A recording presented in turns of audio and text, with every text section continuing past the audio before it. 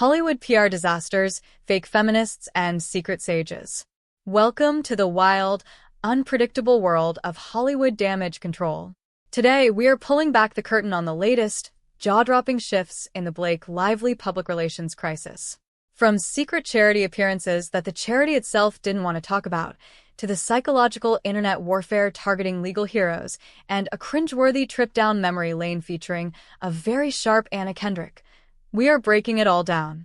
We live in an era where celebrities will post a 15-slide Instagram story if they so much as look at an organic piece of kale. So, when someone like Blake Lively shows up at a high-profile charity event on a Wednesday night, delivers a speech on a podium, and then crickets on her social media, your inner radar should start bleeping furiously. Lively recently attended an event for Sanctuary for Families, a highly respected New York nonprofit dedicated to supporting domestic violence survivors and their families. On paper, it sounds like a beautiful, noble moment of advocacy. But look a little closer at the digital footprint. Lively didn't brag about it. More surprisingly, the charity didn't brag about it either. When Sanctuary for Families posted a recap of the event on their official Instagram, they proudly shouted out their incredible host, Lydia Fennett, and applauded the legendary DJ Spinderella for bringing the house down. They posted a carousel of photos featuring powerful women on the podium, but Blake Lively completely omitted. The rumor mill suggests that this wasn't an organic invitation. Instead, speculation points to Lively's high-powered PR attorney, Sigrid McCauley, pulling major strings behind the scenes. The theory is simple: force Blake onto that stage, promise the charity they won't publicly exploit it, and rely on the inevitability of the internet. They knew an attendee would snap a photo, leak it to social media, and allow the public to think, look at Blake, doing incredible work behind the scenes out of the pure kindness of her heart. Unfortunately for the PR team, the internet didn't take the bait. When photos leak on platforms like X, the comment section turned into an absolute battlefield, with critics accusing Lively of weaponizing a survivor space to rehab her own toxic public image.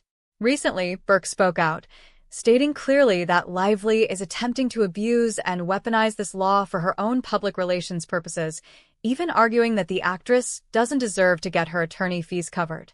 Now, in a logical world, a survivor and legal pioneer speaking out would be met with respect. But this is the internet, where logic goes to die. Lively's remaining staunch supporters have launched a fierce counter-campaign, aggressively attacking Victoria Burke across social media. The internet fandom has gone so far as to label Burke, a literal advocate for victims, as a fake feminist. Their crime? Burke dared to share her story on popular YouTube commentary channels and talk shows hosted by figures like Megyn Kelly and Billy Bush. According to the fandom, appearing on the wrong forums instantly strips a woman of her feminist credentials. Why are these fans fighting so desperately, ignoring cold, hard facts, just to protect an idol who doesn't know they exist? Blake's tendency to absorb other people's narratives isn't a new habit born out of this current crisis. To truly understand the present, we sometimes have to re-examine the past. Let's travel back to 2018. The movie was A Simple Favor, a stylish thriller directed by Paul Feig, and journalist Kirsty Flaw was booked into a New York hotel room to interview the film's dual leads, Blake Lively and Anna Kendrick. Before the cameras even started rolling for Flaw, total chaos erupted in the hallway. The two actresses were so deeply offended that the publicists immediately intervened in the hallway. The journalist was told off, informed that his behavior was inexcusable, and stripped of his footage. Instead of his unique interview, his outlet was handed a generic, pre-packaged studio EPK to download. When Flaw walked into the room immediately after the incident, the atmosphere was incredibly tense. The actresses were trying to reset. Lively's solution? We've saged the room. We've emotionally saged it. We're going to eat some chocolate croissants now. But the real gold of this archival footage lies in the subtle psychological warfare between Kendrick and Lively. When asked about confidence and handling insecurities, Kendrick delivered a piece of heavily wrapped, smiling sarcasm that hits entirely differently today. Lively was subtly mocking her need for constant validation and respect while Lively laughed along, calling Kendrick an egomaniac.